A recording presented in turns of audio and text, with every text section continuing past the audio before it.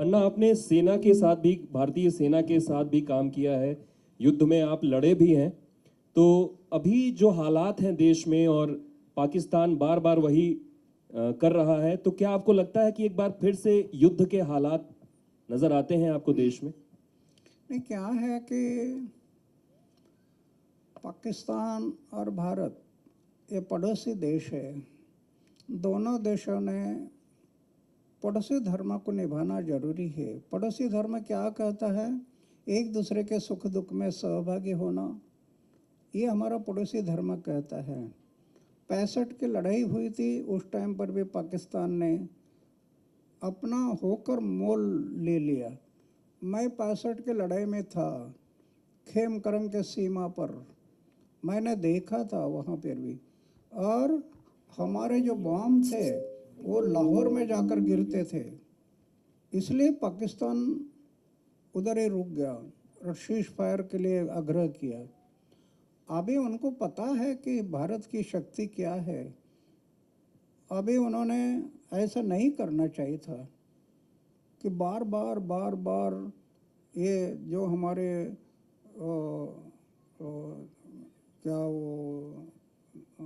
क्या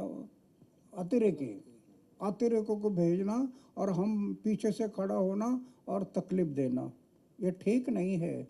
दोनों देशों के लिए लड़ाई ठीक नहीं है, लेकिन फिर भी मेरी ऐसी धारणा है, अगर पाकिस्तान नहीं मानता, सलोखा नहीं जानता और समय आ गया लड़ाई करना, तो मैंने अभी भी बोला था कि 79 ईयर के मेरा एज है, फिर से एक बार बॉर्डर पर जाऊंगा, लड़ूंगा मैं।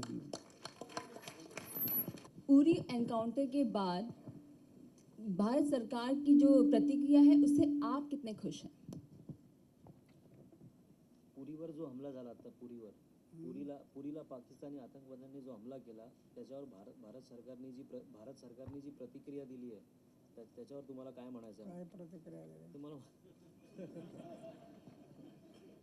नहीं, अभी उरी में मैं रहा है, कश्मीर में मैं 2 साल कश्मीर में रहा है। श्रीनगर से आगे मेरा यूनिट था और ये उड़ी, पुंछ, बारामुल्ला, यहाँ पर मैं हमेशा उस एरिया में जाता था। अभी जो उरी में हमला किया, ये भयाड़ हमला है। निष्पाप लोगों को आप गोली चलाते हैं, क्या उनका कसूर है? हाँ, हम लड़ते लड़ते एक दूसरे पर गोली चल गई तो बात अलग है, लेकिन सोए हुए लोगों पर गोली चलाते हैं। तो ऐसे स्थिति में सरकार ने जो अपना स्टेटमेंट दिया, मैं उसका समर्थन करूंगा।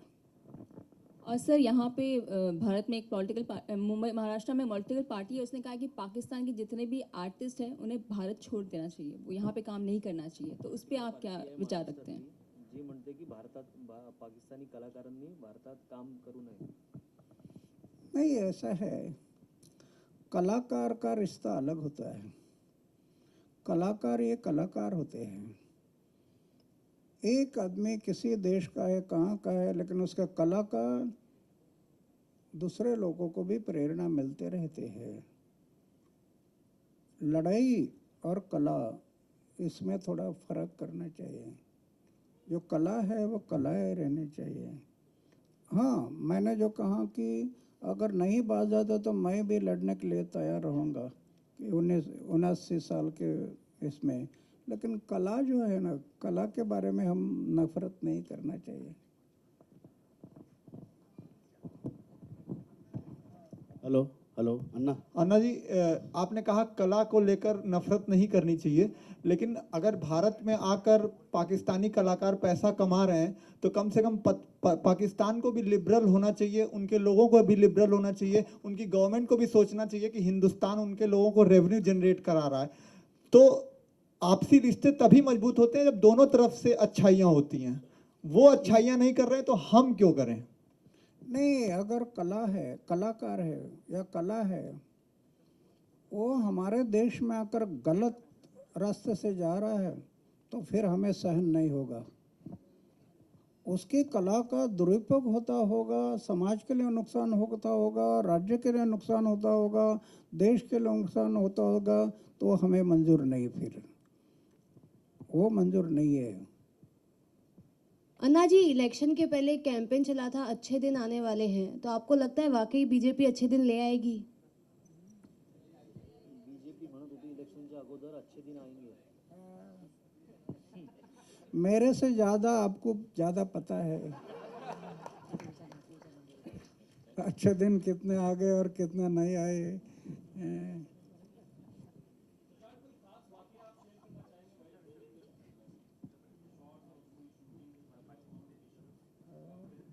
मला मला विचारतात. फिल्म के दौरान काफ़ी वाक़यात हुए हैं कि जो सच में हमारे मतलब जैसे अन्ना जी ने अभी कहा कि अन्ना जी कश्मीर लद्दाख काफ़ी जगह पे काफ़ी साल अन्ना जी ने बिताए हैं. तो जब हम लोग इस फिल्म के वो सीन्स शूट कर रहे थे तो हमारे पास समय काफ़ी कम बचा था. 2 दिन में हमको काफ़ी काम निकालना था और वहाँ का वेदर बहुत बुरा हो गया था. अराउंड -18 डिग्रीज़ वहाँ चल रहा था और जहाँ पे हम लोग कमिट कर चुके थे लोकेशंस वहाँ पे जाना बहुत डिफ़िकल्ट था. तो हम लोग लिटरली सुबह 4:30 बजे उठ के सारा क्रू अपने अपने कंधे पर, इवन मतलब जो कैमरामैन थे हमारे सुरेश देशमाने जी, वो भी एक सामान अपने कंधे पर उठा के निकलते थे. हम एक्टर हम भी मतलब सारी की सारी क्रू कंधे पर सामान लेके निकलती थी और हम 8:30 बजे सेट पे पहुंचते थे, शूट करना शुरू करते थे. आखिरी दिन ये कंडीशन आ गई कि 1 बजे के बाद वहाँ के लोकल लोग बोले सर आप यहाँ से निकल जाइए, वरना अगर आप फंस गए तो आप लोगों की जान भी जा सकती है. लेकिन हम लोग अन्ना जी के प्रेरणा से इतने प्रेरित थे कि हमने सोचा कि ये पूरा सीक्वेंस हम कंप्लीट करेंगे, उसके बाद ही हम यहाँ से जाएंगे.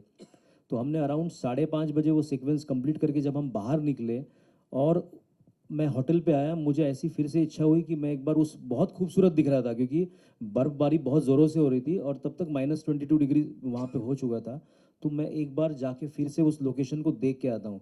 जब मैं उस लोकेशन पे वापस गया तो ड्राइवर मुझे जाने की सलाह नहीं दे रहा था और जैसे ही हम आगे पहुँचे तो वो गाड़ी इस तरह स्किड होना शुरू हो गई कि वहाँ से बड़े मुश्किल से हम वापस आ पाए थे. अगर आधा घंटा और लेट हम शूटिंग करते तो हम लोग मुश्किल में फंस सकते थे. लेकिन भगवान का आशीर्वाद था और अन्ना जी का आशीर्वाद था कि हम वो शूटिंग भी ठीक से कर पाए. दूसरा गाना हम लोगों ने शूट किया था जब अन्ना जी ने गांव में पहुंचने के बाद अन्ना जी ने स्ट्रगल शुरू किया था और एक मुहिम पे अन्ना जी की जो भी विचार थे उनको गांव ने एक्सेप्ट करना शुरू कर दिया. वहाँ पे रविंद्र जैन जी ने एक बहुत ही खूबसूरत गाना लिखा है जो पिछले 10-15 साल में आपको सुनने नहीं आया होगा. बहुत ही मतलब जो गाने हम पहले सुना करते थे, मीनिंगफुल येट मेलोडियस, वो गाना हमको 48 डिग्री में शूट करना था. मेरे कुछ एक्टर्स, सीनियर एक्टर्स थे, वो मुझे मजाक में बोलते थे भाई एक काम कर, आधा पेमेंट कट कर दे लेकिन इस गाने से हमको निकाल दे, क्योंकि वो पूरा बैरल लैंड था. उस लैंड में एक भी मतलब बिल्कुल गंजा गंजा जगह थी. 48 डिग्री, वहाँ पे वैनिटी नहीं पहुँच सकती थी. आप जब सुबह 9 बजे वहाँ पहुँच गए तो देन आपको शाम को 6 बजे तक शूटिंग करनी है. तो वो भी काफ़ी डिफ़िकल्ट सिचुएशंस थी हमारे लिए, लेकिन हमने काफ़ी एंजॉय किया हर moment. Thank you. Hello hello hello hello. मेरा सवाल डायरेक्टर साहब आपसे भी है, अन्ना जी से भी है. अन्ना जी नमस्ते. सर सवाल ये है कि मेरा कि अन्ना जी ने पिक्चर को देखा नहीं है अब तक. क्या पिक्चर रिलीज़ होने के पहले आप उनको पिक्चर बताना चाहोगे? और दूसरा सवाल अन्ना जी से भी है, क्या अगर इसमें कोई ऑब्जेक्शनल सीन होगा क्या आप उसको कट करना चाहोगे? हाँ, अभी तक अन्ना जी ने फिल्म नहीं देखी, लेकिन फिल्म की सब्जेक्ट्स ऑलवेज मैं अन्ना जी से, मैं अभी मतलब 2012 से हमने ये फिल्म लिखना शुरू की है और 2015 में हम सेटिस्फैक्शन लेवल पे पहुँचे कि यस ये स्क्रिप्ट अन्ना जी की लाइफ को जस्टिफाई कर सकती है. तो हमने कोई भी चीज़ घाई में नहीं की है और उस कंसर्न के बाद में हम फिल्म करते आए. फिर भी अभी अन्ना जी फिल्म देखेंगे, अन्ना जी का जो भी बात होंगी वो हमारे लिए आदेश होगा. उसके बारे में हमको हमारे दिमाग में कोई दो राय है नहीं. लेकिन मैं आपको यकीन दिलाता हूँ ये फिल्म इतने बेहतरीन ढंग से लिखी गई है कि इसमें ऑब्जेक्शन कुछ नहीं है. ये तो एक पॉजिटिव झरना है. आप आइए, उस झरने में 60 साल के हिंदुस्तान की बदलती तस्वीर देखिए और अपने आप को उसमें जज करिए. इसमें हमने कोई भी मतलब मैं वो वर्ड्स भी यूज़ नहीं करना चाहता यहाँ पे. So it's a very positive film. It's a very positive film on a very positive person. और वो जर्नी अन्ना जी की जो किसी ने देखी नहीं, कि एक आदमी अगर सोच ले ठान ले तो क्या हासिल नहीं कर सकता.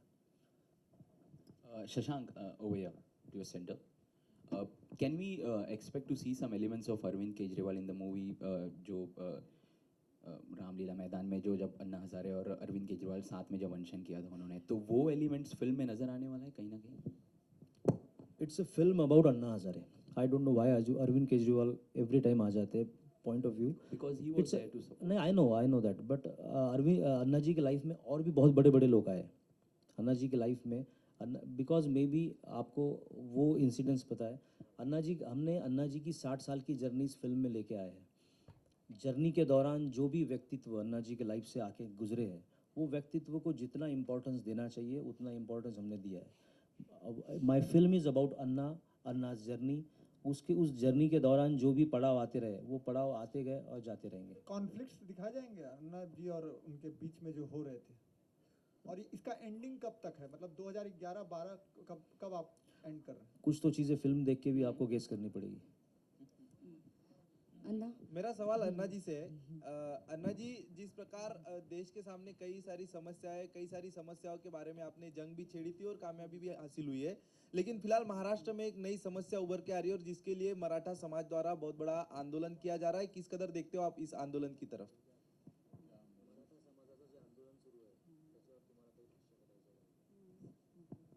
अन्ना जी कोई कमेंट्स नहीं करना चाहते.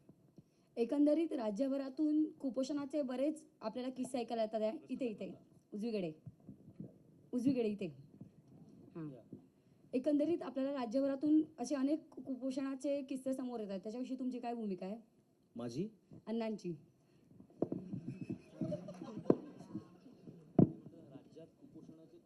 हॅलो.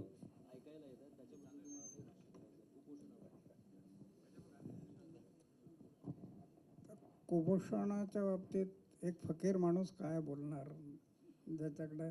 पण एक आहे, मानवतेच्या दृष्टीने स्वातंत्र्याच्या 79 वर्षानंतर 69 वर्षानंतर या देशात कुपोषणाची समस्या वाढणं हे दुर्दैवी बाब म्हणावं लागेल.